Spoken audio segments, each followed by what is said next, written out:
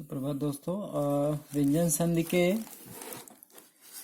चौथे और संधि के 8वें भाग में आपका स्वागत है। आज हम व्यंजन संधि का चौथा नियम पढ़ेंगे। पहले आइए जान लें चौथा नियम क्या है व्यंजन संधि का। ये देखें, मेरे पास किताब है, मैं किताब से आपको समझाने का प्रयत्न कर रहा हूँ।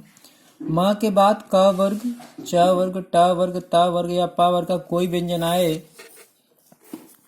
तो माँ की जगह उसी वर्ग का पंचम वर्ण आएगा।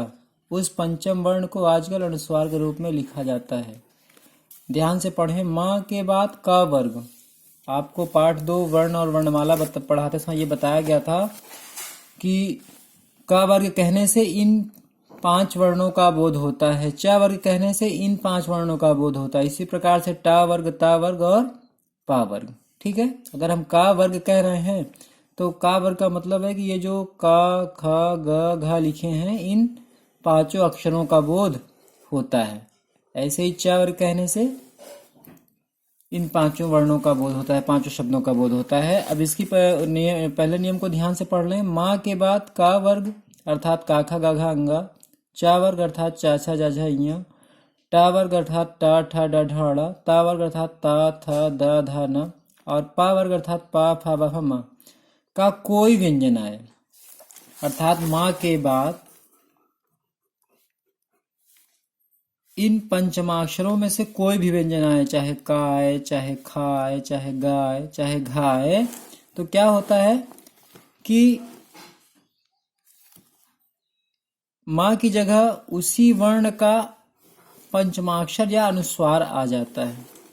जैसे यहाँ पर उदाहरण लिखा हुआ है समधन कल्प।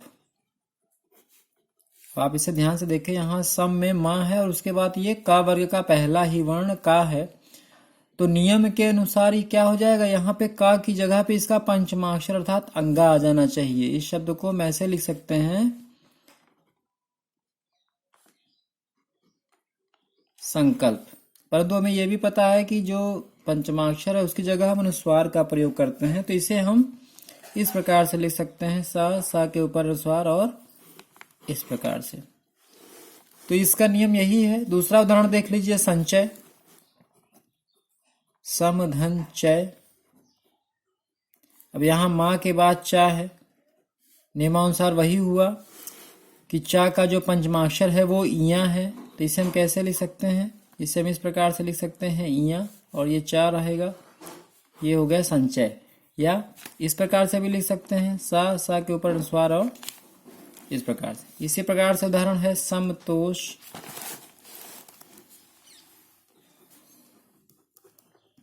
यहां माँ के बाद ता है, ता का पंचमाक्षर आपको पता है क्या होता है, ना होता है। ठीक है, तो इस व्यंजन संधि के चौथे नियम का पहला भाग यही कहता है कि माँ के बाद अगर का वर्ग, चा वर्ग, टा वर्ग, ता वर्ग या पा वर्ग कोई भी व्यंजन आए तो माँ की जगह उसी वर्ण का पंचमाक्षर हो जाता है। पंचमाक्षर अर्थात 5वां अक्षर। मैंने आपको बताया था ना, अंगा है, इया है, अड़ा है, न है, ये सभी क्या है, अपने वर्ग के पंचमाक्षर वर्ण हैं। उसके बाद इसी नियम का दूसरा भाग देखें। माँ के पश्चात या, रा, ला, व, श, सा या हा आए तो माँ की जगह अनुस्वार ले लेता है। जैसे समयोग। माँ के पश्चात अर्थात माँ के बाद ये जो धन का चिन्ह है उसके बाद क्या आए, या आए, रा आए, ला आए, शा आए या हा आए, वा आए तो माँ की जगह अनुस्वार। जैसे सम धन योग, संयोग। ये नियम के अनुरूप ही शब्द परिवर्तित हो रहे हैं। ठीक है, इसका आप ध्यान रखेंगे। उसके बाद इसी में अगला नियम क्या है, माँ के बाद ना या माँ आने पर माँ बाद वाले वर्ण के अनुरूप ढल जाता है। जैसे सम धन निधि सन्निधि। माँ के बाद ना या माँ आने पर, अर्थात जैसे मैंने कहा नहीं, जो धन का चिन्ह है यहाँ पे माँ है, इस धन के चिन्ह के बाद अगर यहाँ पे माँ रहे या ना रहे तो माँ क्या कहते हैं, बाद वाले वर्ण के अनुरूप ढल जाता है। अर्थात अगर माँ के बाद ना है तो माँ भी ना हो जाएगा, इसलिए इस पूरा शब्द क्या बना, सन्निधि। यहाँ पे देख लीजिए सम धनमति सम्मति, ये माँ जो है इसी माँ के रूप परिवर्तित हो गया। उसके बाद कुछ और छोटे छोटे नियम हैं। ह्रस्व आ या दीर्घ को छोड़कर अन्य किसी स्वर के बाद सा आ जाए तो वह मूर्धन्य सा में बदल जाता है, जैसे वी धन सम विषम सुषुप्त। ठीक है। यदि रा के पश्चात राही आ जाए तो पहला रा लुप्त हो जाता है, परंतु उससे पहले आया ह्रस्व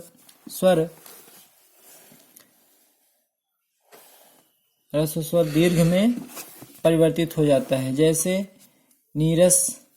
ठीक है। और सबसे अंतिम री र श मूर्धन्य सा के बाद ना आया तो वह आड़ा हो जाता है, जैसे परिधन नाम परिणाम मरण। तो ये व्यंजन संधि के कुछ छोटे छोटे नियम थे, लगभग 4 नियम हैं जिन्हें छोटे छोटे भागों में बांटा गया है। इनका आप अच्छे से अभ्यास कर लीजिएगा। इनके अभ्यास से जुड़े हुए प्रश्न आपकी पुस्तक में दिए हुए हैं और वो मैंने आपको PDF फाइल के रूप में सेंड कर दिया है, भेज दिया है। आप देख करके उनका अभ्यास कर लेंगे। अब आगे हम अगले वीडियो में विसर्ग संधि की बात करेंगे। तब तक के लिए स्वस्थ रहिए, व्यस्त रहिए, मस्त रहिए।